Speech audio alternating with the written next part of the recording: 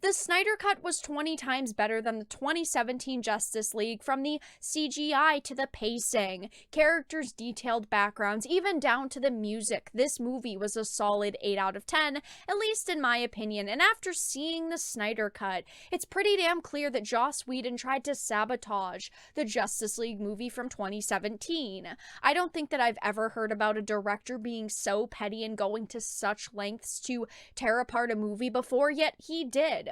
We've heard rumors that he moved budgets around to put as little into CGI as possible. We've heard rumors about, him butchering the story to take a jab at Zack Snyder himself, and now we're hearing more rumors about how he treated actors on set like they are garbage. And this time, it's a report about him threatening to ruin Gal Gadot's career if she didn't do the things that he wanted.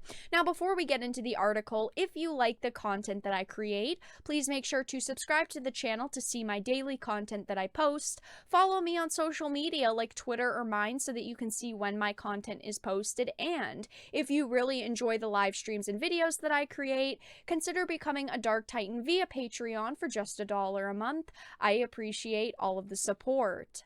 So this is a report. Joss Whedon threatened Gal Gadot's career on the set of the Justice League. This is brand new, just coming out. It says a new report claims that director Joss Whedon threatened Wonder Woman actress Gal Gadot's career on the set of the Justice League.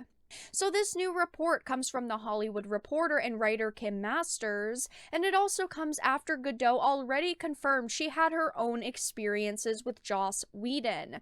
Now, scrolling down, it says back in December 2020, Gadot spoke to the Los Angeles Times regarding Ray Fisher's accusations against Whedon himself while on the set of the Justice League. Gadot stated, "I'm happy for Ray to go out and speak his truth," and she continued with, "I wasn't there with the guys when they shot with Joss Whedon. I had my own experience with him, which wasn't the best one, but I took care of it from there, and it happened. I took it to the higher-ups, and they took care of it, but I'm happy for Ray to go and say his truth." Now, no one wanted to defend Ray Fisher or believe his story because, first of all, a lot of actors in Hollywood are brats, basically. They do what they want to do, they get paid for the minimal amount of effort that they can put into something, and they walk away with millions of dollars.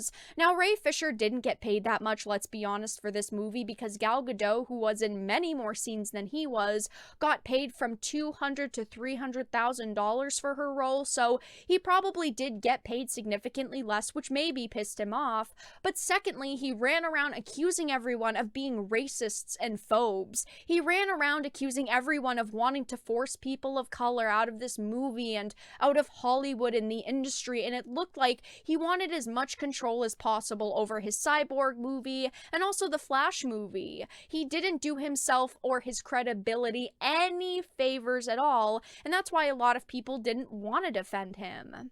But continuing on, it says Gadot did not elaborate on what that experience was, but Scooper and YouTuber Grace Randolph speculated that it had to do with the Flash laying directly on top of Wonder Woman. So she had tweeted out, "I doubt we'll ever get specifics from Ray Fisher or Joss Whedon, but here's one that I was the first to report on.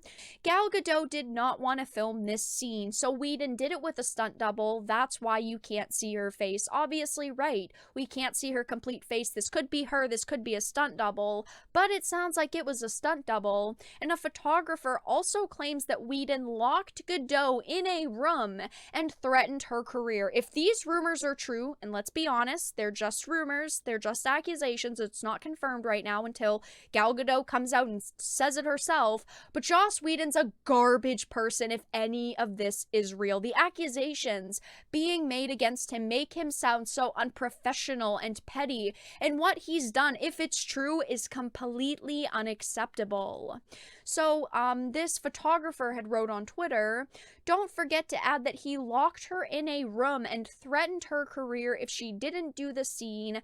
That is very important and should not be omitted." Now, this image has been circulating on social media for a couple of days, but now a new report from The Hollywood Reporter and Masters appears to back up this photographer cinematographer's claims.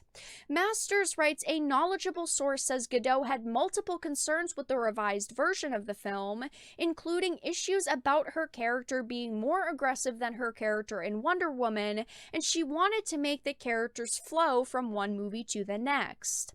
Masters goes on to detail the biggest clash sources say came when Whedon pushed Gadot to record lines she didn't like, threatened harm to Gadot's career, and disparaged Wonder Woman director Patty Jenkins. Now, this is the big image that everyone's using, that she didn't want to film this scene with the Flash on top of her, so they ended up using a stunt double. Now, maybe this story is missing details. Maybe, Whedon last minute wanted to change something with her character or dialogue or something that she was doing, but from what everything says, she just didn't want to film a scene with the Flash laying on top of her, which seems kind of pathetic in my opinion if that's the whole story. It's not like they asked her to do a sex scene or film a scene where she's fully nude last minute. I mean, she's an actress who gets paid to act. What does it matter if another actor has to lay on top of you fully clothed for just a couple of minutes? In Keeping Up with the Joneses, she was in full-blown lingerie, and in Wonder Woman 1984, there was a scene where she's laying in bed signifying that she slept together with Steve. So clearly, she's fine with filming movies where she's gotta wear sexy clothing or laying with another actor in those type of scenes. So I don't really understand what the big issue here was. Continuing to scroll down, it says Masters then writes, a knowledgeable source says Gadot and Jenkins went to battle, culminating in a meeting with then Warner chairman Kevin Hara. I think that's how you say it. Gadot would echo her previous comments to the Los Angeles Times, saying, I had my issues with Whedon and Warner Brothers handled it in a timely manner. Now, the way that we're being told Whedon handled it is completely unacceptable and completely unprofessional. You don't get an actor or actress to do something by literally threatening them. You need to act like an adult, try to have a dialogue with them over the script or the scene, but it doesn't sound like he did that. He acted like a piece of garbage and started throwing temper tantrums and threatening her over it just because she didn't want to film a scene. And she's not the only actor to come forward with claims like I mentioned Ray Fisher did. Ben Affleck said that he didn't want to be part of the DCEU anymore because of issues with filming the Justice League. I mean, there's just a lot of things right now making Joss Whedon look like a pile of shit. Unfortunately, we honestly won't know if this is all true until she comes forward with her side of the story, but in the end, we're dealing with the possibility of over-entitled actors making demands they shouldn't be. But look, Whedon sounds like he was a prick. He clearly didn't handle confrontations or disagreements with the actors in the right way, to the point where these guys like Ben Affleck didn't want to play the part anymore. And with this rumor, I mean, it's unprofessional and it's abusive to approach a situation like this, but this is on top of the fact that we see how he treated the project in its entirety. It's like he took the good base of a movie and chopped it up because he didn't care about it. But let everyone know your thoughts in the comments section down below. If you enjoyed this video, please make sure to give it a like, share it, and subscribe to the channel.